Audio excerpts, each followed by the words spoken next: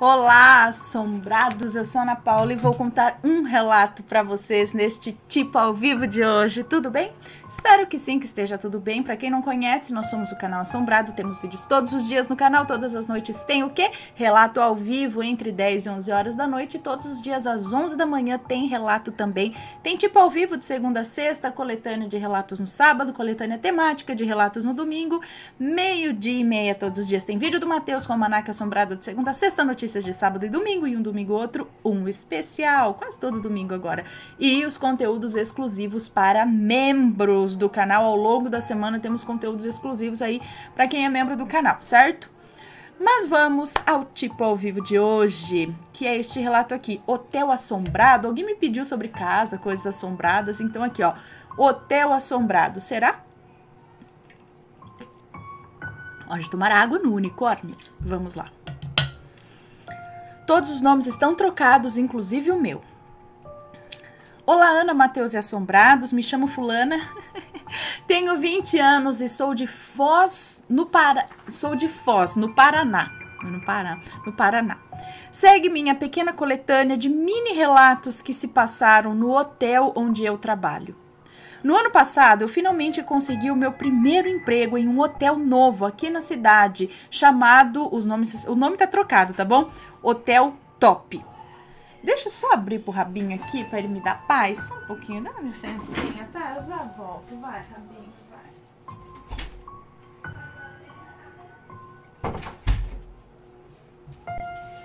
vai.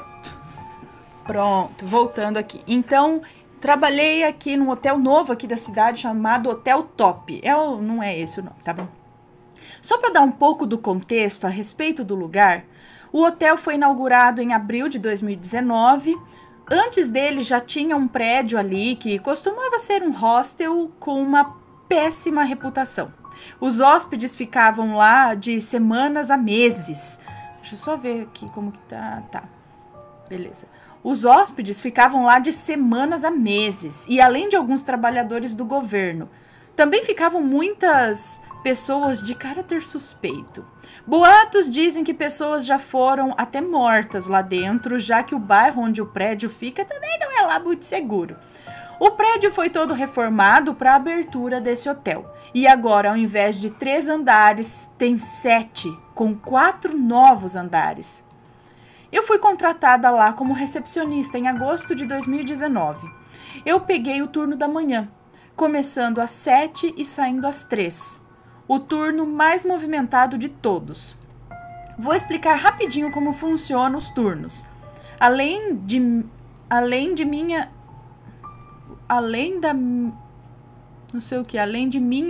na parte da manhã, além de mim, acho que é isso, além de mim, na parte da manhã, tem também outro recepcionista que entra das 6 às 2, no turno da tarde.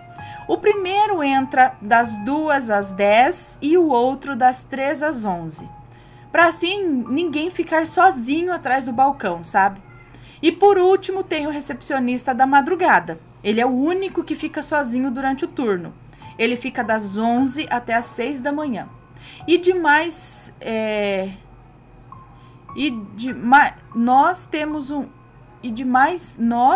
Temos um folguista que fica das 11 até às 6 da manhã.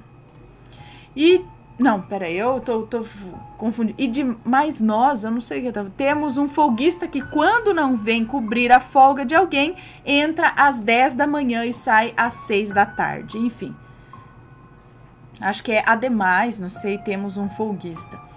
Bom, no primeiro mês lá, eu tinha um colega que trabalhava lá desde abril. Ele saiu 2 semanas depois que eu entrei devido a problemas na vida pessoal dele. Ele foi o primeiro a me contar que já viu coisas no hotel, mais especificamente nas escadas que iam da copa fria até a sala dos fundos. Ele estava voltando do intervalo quando viu uma sombra negra descer as escadas indo em direção a ele. A sombra parecia tão sólida e real que ele ficou esperando a sombra se aproximar dele. O cérebro dele ainda não tinha entendido que aquilo não era normal, mas o vulto só andou até perto do bebedouro à sua frente antes de desaparecer como fumaça. Ele saiu correndo de lá bem rápido. De acordo com ele, isso aconteceu mais ou menos uma semana antes de eu entrar. O segundo que viu algo de estranho lá foi o rapaz da manutenção. Ele disse que estava na sala de descanso durante o seu intervalo, quando a luz de fora da sala acendeu, só deixando claro que, fora as luzes da recepção, do espaço do café da manhã e dos quartos, todas as luzes do hotel funcionam através de sensores de movimento. Mais uma coisa importante que vocês precisam saber é que todas as trancas das portas são automáticas. Você precisaria de um cartão específico para abrir tal porta. Nós, funcionários, temos cartões mestres que são programados para abrirem as portas das quais necessitamos para trabalhar e a sala de descanso. Exemplo, não sei... o cartão dos recepcionistas abrem todos os quartos e o depósito de bagagens. O cartão das camareiras abrem os DMLs e os quartos. O da governanta abre os DMLs, os quartos e a sala da governanta. O do rapaz da manutenção abre os quartos e a sala de manutenção. O único que tem o verdadeiro cartão mestre é o gerente. O dele abre qualquer porta. Nossa, quantas pessoas podem entrar nos quartos. Mas vamos lá. Voltando à história, ele viu a luz de fora da sala acendendo e um vulto passando, indo em direção à sala dele ou a da governanta. De primeiro, ele pensou que fosse o gerente, pois além dele e da governanta, mais ninguém tem acesso àquelas duas salas e a governanta raramente desce ali, ficando a maior parte do tempo com as camareiras nos andares de cima. Ele não estranhou muito e voltou a fazer o que estava fazendo. Não demorando nem 2 minutos depois disso, ele ouviu a governanta conversando com o gerente no corredor ao lado, antes dos dois juntos entrarem na sala de descanso. Sem entender nada, ele os cumprimentou e saiu dali, indo olhar as duas salas que permaneciam com as portas fechadas. E isso o deixou encucado. Em nenhum momento ele viu o vulto voltar. Sem falar que se fosse outro funcionário ele não teria para onde ir. A pessoa teria que dar meia volta e de novo passar na frente da sala de descanso. De acordo com ele, isso aconteceu em julho e ele não viu mais nada desde então. A próxima a presenciar algo estranho foi a camareira do último andar. Isso foi em setembro. Meu colega ainda estava trabalhando lá quando ela apareceu pálida na recepção pedindo alguma coisa para ele. Eu não prestei muita atenção, pois como era novata, estava fazendo algumas coisas que o gerente havia me pedido, mas pelo que eu consegui ouvir, ela estava perguntando o nome de um hóspede de um respectivo quarto lá. Não ouvi qual foi a resposta antes dela sair de lá ainda mais pálida do que antes. Na época, eu tirava o intervalo junto com as camareiras, então acabei por ouvir o que aconteceu. Pelo que ela contou, ela estava fazendo a saída. Significa que o hóspede já tinha saído do hotel, do quarto 705. Tinha acabado de entrar e começou a tirar os lençóis da cama. O quarto é um triplo, então possuía uma cama de casal e uma beliche em cima. Tinha uma cama de casal e uma beliche em cima, por isso ela começou pela beliche. Subiu, bateu os lençóis e as fronhas, caso o hóspede tivesse esquecido algo, né? E jogou tudo no chão. Então desceu, bateu os lençóis da cama de casal, tirou os travesseiros e depois de confirmar que não tinha nenhum pertence pessoal do hóspede ali, jogou as toalhas e os lençóis da beliche e enrolou tudo usando o lençol da cama de casal e colocou tudo em seu carrinho, mas assim que ela virou de volta, notou um papel em cima da cama. Ele estava dobrado, como se tivesse acabado de ser colocado ali. Despreocupada, ela pegou o papel e abriu para ver o que estava escrito. Era normal alguns hóspedes deixarem bilhetinhos agradecendo o trabalho da camareira e às vezes deixavam até gorjeta. No papel estava escrito assim: "Que Deus te abençoe, com amor, Rogério." Só tinha essa frase escrita no papel em uma grafia bagunçada. Ela disse que sentiu todos os pelos se arrepiarem. Aquele era o nome do pai dela, que havia falecido de câncer em julho. Achando que era só uma coincidência, Ela rapidamente pegou o elevador para a recepção e perguntou ao meu colega se a pessoa que tinha se hospedado naquele quarto tinha aquele nome. Mas depois de olhar o histórico de uma semana daquele quarto, nenhum Rogério ou acompanhante com tal nome havia ficado ali. Ela começou a chorar depois que terminou de contar. Com frequência, ela relatava para nós que não gostava de limpar os quartos daquele andar, pois sempre ouvia um cantarolar e assobios quando estava lá sozinha, sempre sentindo como se tivesse alguém observando. Ela chamava uma outra camareira para fazer companhia para ela quando isso acontecia. A minha explicação para esses barulhos é que os quartos não têm uma acústica muito boa, sabe? E provavelmente eram causados pelos hóspedes em seus quartos. Não tem explicação para o bilhete. Depois que o meu colega saiu, entrou outra pessoa em seu lugar. O novo recepcionista se chamava Michael. E ele rapidamente fez amizade comigo e com o folguista, Pablo, que frequentemente dividia o turno com a gente. Em algum dia de outubro, ouvi uma conversa que eles estavam tendo com o rapaz da manutenção. Eles conversavam a respeito do hóspede satanista, que estava hospedado no apartamento 305 e tinha saído no dia anterior, que foi a minha folga. Quando eu perguntei sobre quem eles estavam falando, os dois ficaram surpresos que eu não sabia quem era o satanista. De acordo com o Pablo, era um senhor muito estranho, de barba colorida, que já estava hospedado há pelo menos 4 dias no hotel. Ele havia entrado de madrugada e só foi embora no dia anterior às 2 da tarde. As camareiras não gostavam de limpar o quarto dele, pois quase sempre havia algum símbolo estranho desenhado ou no chão ou na porta do banheiro, com uma espécie de pó colorido. Eu achei estranho que eu não tinha visto em nenhum momento dos outros dias. Eu sempre tive uma memória muito boa de associar nomes ou rostos a certo quarto, mas lembraria se tivesse visto um senhor de barba colorida andando pelo hotel. Enfim, nesses 4 dias que ele ficou hospedado, muitos hóspedes que estavam hospedados no mesmo corredor que ele reclamavam de muito barulho no corredor, de passos e portas batendo durante a noite. O que são relativamente reclamações normais. Quando temos esses tipos de reclamações, checamos as câmeras da noite anterior para localizarmos os hóspedes que estão fazendo barulho, para tentarmos falar com eles sobre o assunto. E como eu não tinha visto esse hóspede em momento algum e não tinha ouvido esse tipo de reclamações, Michael me disse que sempre que checava as câmeras, não tinha nada no corredor. As luzes acendiam sozinhas, mas ninguém saía ou entrava nos quartos. Não havia portas batendo. Eu tinha chegado em um ponto que eu não estava mais acreditando neles. Até que o Pablo me contou o que aconteceu no dia anterior, em que eu não estava. No hotel, nós temos uma regra, que o check-out, a finalização da reserva do hóspede, deve ser feita até às 11 horas da manhã, pois novos hóspedes chegarão às 2 da tarde. Como não temos muitas camareiras, elas precisam de tempo para limpar todos os quartos até lá. Deu meio-dia e o hóspede ainda não havia saído, ou não comunicou à recepção a respeito do atraso.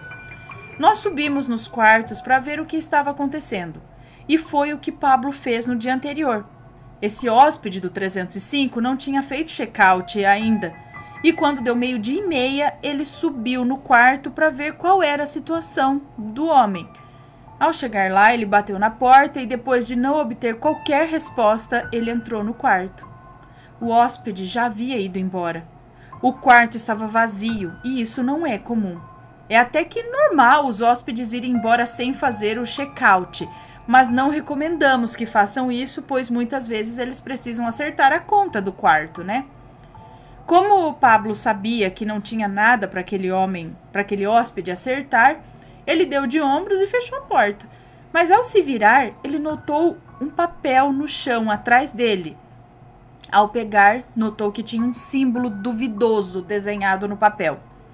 Ele ia colocar o papel no bolso para mostrar para o Michael, mas ao ouvir algo batendo dentro do quarto vazio, ele o deixou lá mesmo e saiu correndo. Uma vez de volta na recepção, ele foi olhar as câmeras para ver de onde tinha saído aquele papel.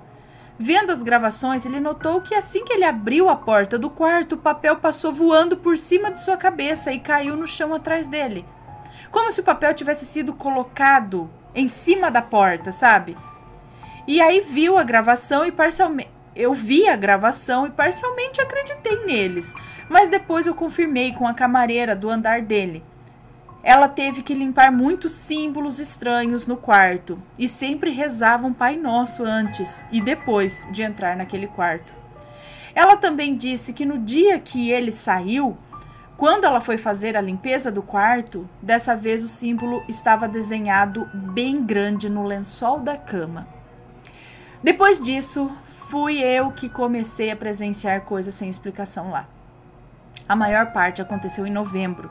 A primeira foi quando eu estava usando o elevador. Estava indo do 7º andar ao térreo. O elevador não parou em nenhum momento do trajeto, mas assim que ele chegou no 5º andar, comecei a ouvir um assobio dentro do elevador. De imediato pensei que fosse alguém do lado de fora, mas o assobio continuou, sabe? Até eu chegar no 2º andar, quando parou da mesma maneira que começou. Eu estava sozinha no elevador e a única explicação que eu tinha para aquilo é que a pessoa teria que estar ou dentro do elevador comigo ou dentro do poço do elevador para soar daquele jeito. E ambas explicações eram impossíveis. Mas não seria algum barulho do nheque, nheque, nheque, sabe? Da máquina, que parecia um assovio? Enfim. A segunda foi um pouquinho mais sinistro. Era por volta das 2 horas da tarde. Michael tinha ido embora, Pablo tinha ido tirar o intervalo e o rapaz das 2, o Hector, havia chegado. Havia 2 quartos que ainda não tinham feito check-out e eu me encarreguei de subir para ver a situação. Me lembro até hoje os números, 307 e 705. O 307 estava vazio, mas quando cheguei no 705, ouvi vozes dentro do quarto. Não querendo ter que enfrentar o tal hóspede, pois ainda era novata e tinha um pouco de vergonha, eu dei meia volta e voltei para a recepção e tentei convencer o Hector a subir lá, mas sem sucesso. Então, mais uma vez, subi de volta para o 705. Ainda ouvia as vozes vindas de dentro do quarto. Mas no momento em que eu bati na porta, tudo ficou silencioso. As vozes cessaram, mas eu consegui ouvir gente andando dentro do quarto. Bati mais uma vez e os passos pararam. Bati de novo e dei um passo para trás, para ver por baixo da porta, e notei sombras de pés se movendo pelo quarto. Já ficando sem paciência, voltei a bater na porta, dessa vez por mais tempo ainda. Eu fiquei exatos 10 minutos batendo naquela bendita porta, já totalmente sem paciência. Aí eu abri a porta esperando não levar um xingão do hóspede, né? E vi, para o meu espanto, que o quarto estava totalmente vazio. Havia malas abertas lá, mas não tinha absolutamente ninguém ali. Cheguei até o banheiro, não fiquei muito mais tempo lá. Eu chequei até o banheiro, mas não fiquei muito mais tempo lá. Quando cheguei na recepção, vi os hóspedes do tal quarto conversando com o Hector, pedindo para ficar mais algumas horas no quarto. Depois que eles saíram, Hector me perguntou quem estava no quarto, pois eu tinha falado para ele que tinha gente no quarto. Sem acreditar na minha versão, ele checou as câmeras no momento que eu subi lá, pela primeira vez, até a segunda. Em nenhum momento alguém entrou ou saiu daquele quarto nesse intervalo e eu realmente fiquei 10 minutos batendo naquela porta. Ninguém presenciou mais nada no final do ano. Voltaram a acontecer em janeiro, mas coisas voltaram a acontecer em janeiro de 2020. Todas as vezes que eu ficava sozinha durante o intervalo da minha nova colega, a Laura, o Michael tinha pedido demissão em dezembro, né? E eu sempre sentia que havia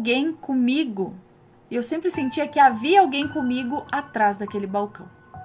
As gavetas abriam sozinhas, as portas dos armários, que são de pressão, também abriam, ou seja, elas precisam de alguém para pressioná-las para abrir, mas elas também abriam sozinhas. Muitas vezes, quando eu estava de intervalo na sala de descanso, a Laura dizia me ver parada ao lado dela em sua visão periférica, quando não tinha ninguém ali.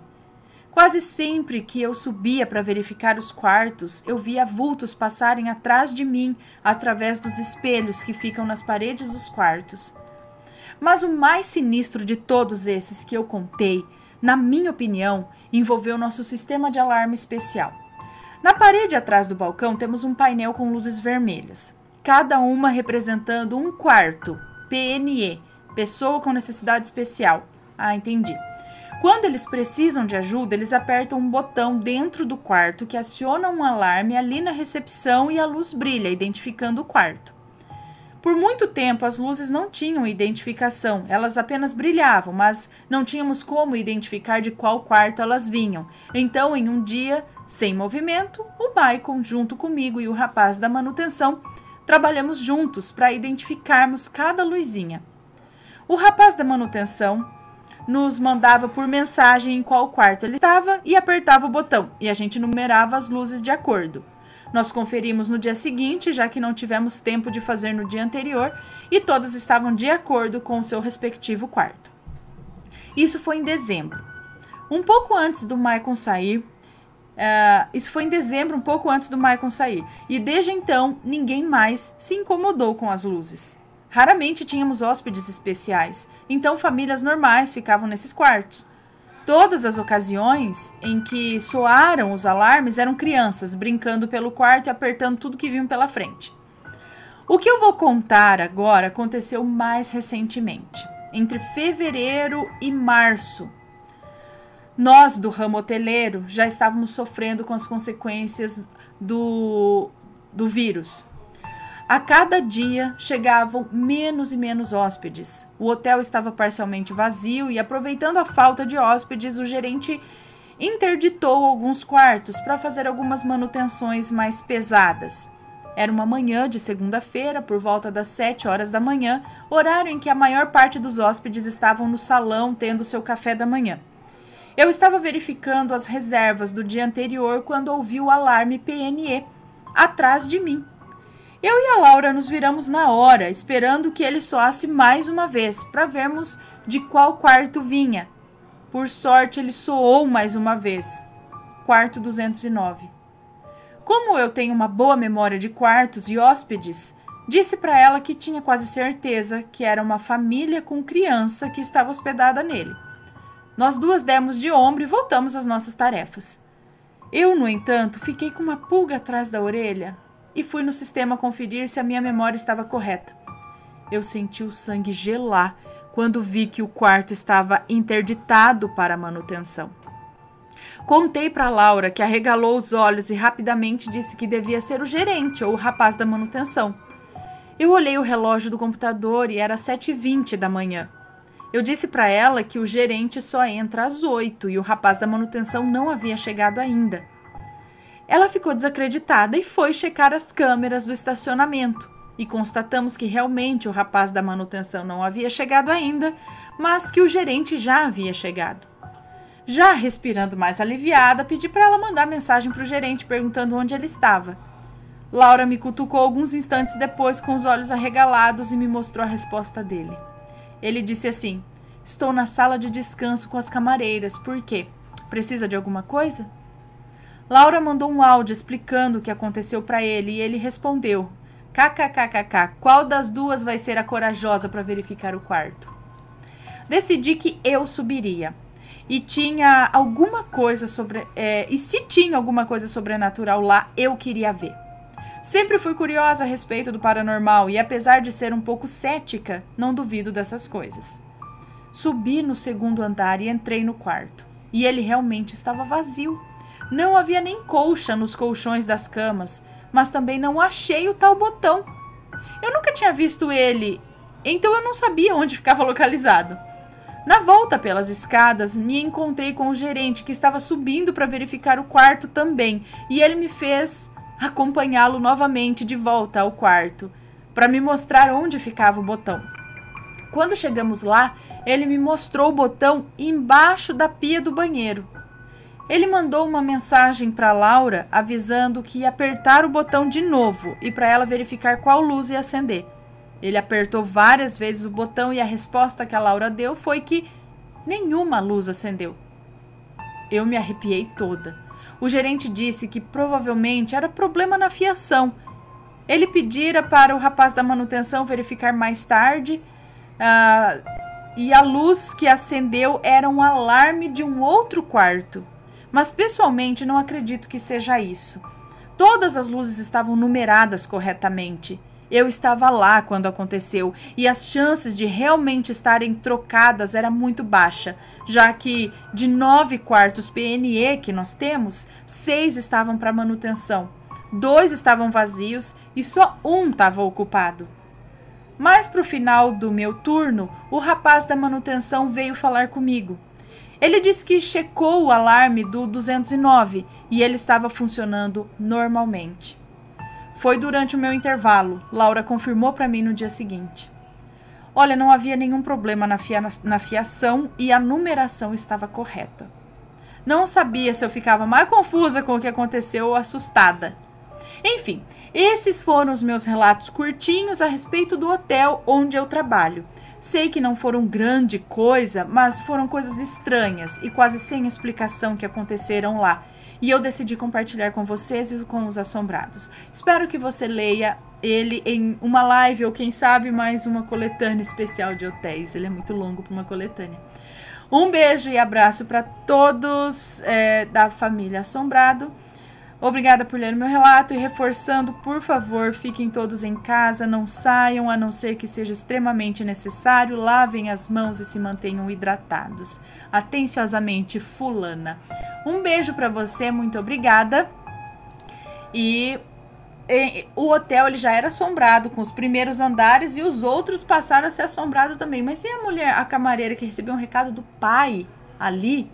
Será que ele é tipo uma espécie de portal e tudo acontece por ali? Eu já vi uma vez num Assombrações, se não me engano, que a casa da mulher, o quarto dela lá era tipo um portal, um monte de coisa saía, espíritos nada a ver, espíritos ruins, entidades, tipo tudo ali saía daquele lugar, tipo de um guarda-roupa, não sei, ou de era tipo Nárnia, sabe? Mas aquele lugar virou um portal e aí tiveram que fechar aquilo porque saía de tudo dali. Desde espíritos bons, que né, não ofereciam risco algum, até seres de sombras, magos negros, sei lá, sabe essas coisas? Será que esse hotel é uma espécie de portal? Vai saber. Espero que vocês tenham gostado do relato. Um beijão para todos e a gente se vê no próximo relato. Beijos e fui!